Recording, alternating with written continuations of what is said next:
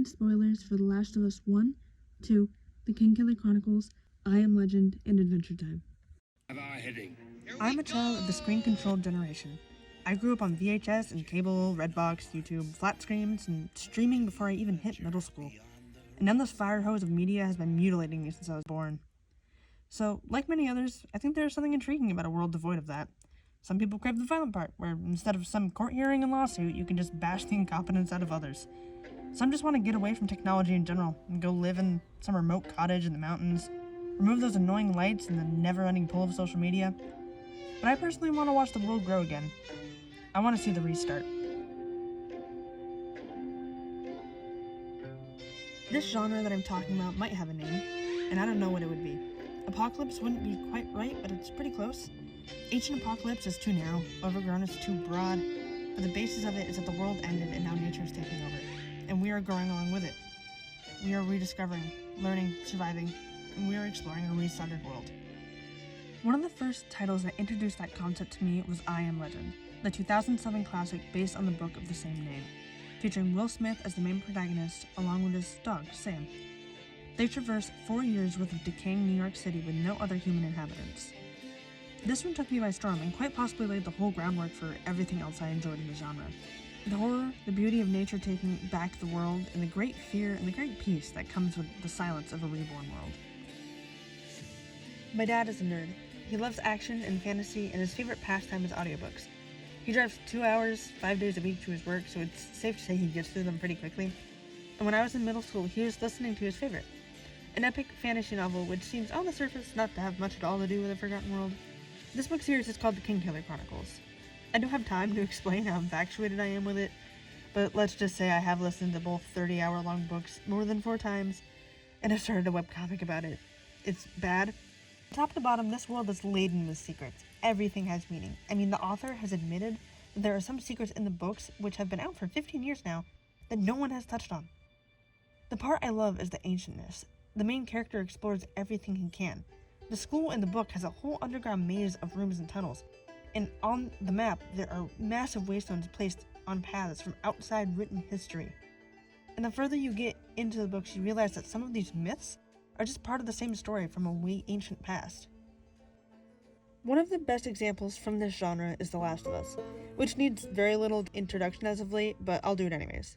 The Last of Us is a story-driven action-adventure game from 2013 featuring Joel, a man hardened from a 20-year-long zombie-like apocalypse where he has to smuggle Ellie, a 14-year-old who is the first person who is incapable of becoming infected, and take her all the way across the country. The first game features some really amazing world-building and graphics, which is hard to beat, but its sequel, The Last of Us 2, is my favorite by a long shot. Its graphics, world-building, layout, acting, storytelling, everything gets even better. Ellie is now 19 and starts off the game with a bang. It's hard to talk about anything in the second game without majorly spoiling it, but the point I bring it up is for the scenery. Throughout the game, you traverse some amazingly built spaces, from actual wide open maps that allow you to spend hours choosing your path, to tight one-way passages that are just as full. You can see the love in these environments. You and the character are both experiencing it for the first time. There's no need for dialogue, just by looking. The last one that I have to mention, and I think everyone will enjoy, is the 8-year run of Cartoon Network's Adventure Time. This show is one of the best pieces of media I've ever watched. Even with its shortcomings, it knows what it is and uses it to its full advantage. You can watch the progression of all the characters through the show and watch the landscape change and grow. And while it's pretty obvious the further you get into the show that this is in a post-apocalyptic world, you don't really feel it until the 4th season. And after you realize it, everything feels a little off-putting, a little more eerie. And once you hit some plot points in the show, you can never really unsee them. Everything at and after Season 4 is amazing to me, and I will love the goofy filler and the stellar plot. It's all great, and if you've been putting this one off, let me be the millionth person to recommend it to you. It is worth all 10 seasons. So, what do these characters have in common? A scientist, a school kid, hardened killers, and some goofy kid with a sword? They're all adventurers in a post-apocalyptic world trying to learn about it and fix it. Restart it.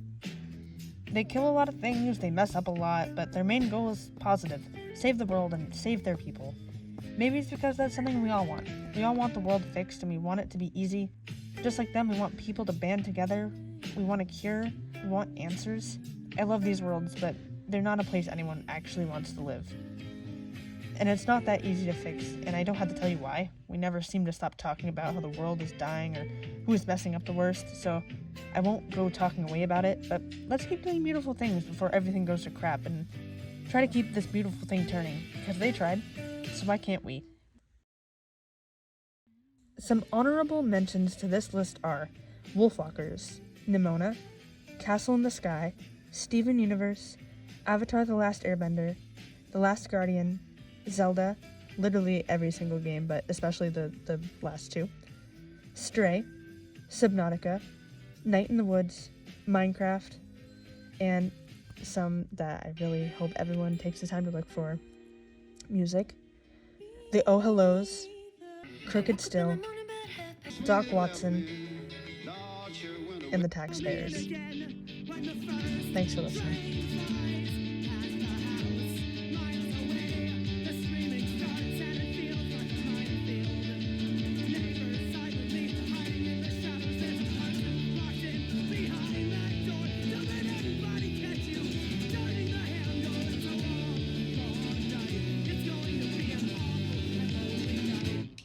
You can find out the